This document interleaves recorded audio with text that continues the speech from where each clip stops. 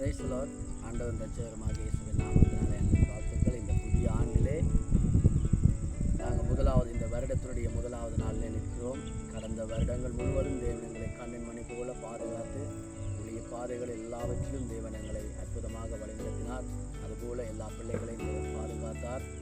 இன்றைய நாளில் இந்த ஆண்டினுடைய வாக்குத்தத்தமான வசனத்தை நாங்கள் வாசிப்போம்.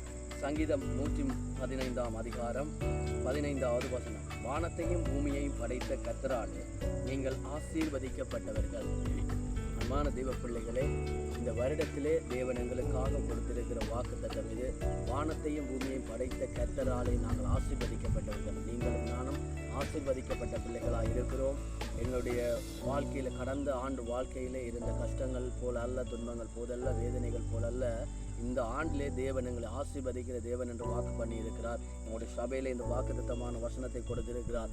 அதுபோல நீங்களும் நானும் ஆசீர்வதிக்கப்பட்ட பிள்ளைகளாக இருக்கிறோம். இந்த புதிய ஆண்டிலே ஆசீர்வாதமான காரியங்களை தேவன் எங்களுடைய வாழ்க்கையிலே செய்ய போகிறார். இந்த வார்த்தைகளை விசுவாசிக்கிற கேட்கிற ஒவ்வொரு பிள்ளைகளையும் தேவன் நாம இந்த வார்த்தையின்படி ஆசீர்வதித்து இந்த புதிய ஆண்டிலே பெரிய காரியங்கள் உங்கள் மத்தியிலே கர்த்தர் செய்ய வல்லமுள்ள தேவனாக இருக்கிறார். God bless you. கர்த்தர் தாமே உங்கள் யாவரையும் ஆசீர்வதிக்கிறார்.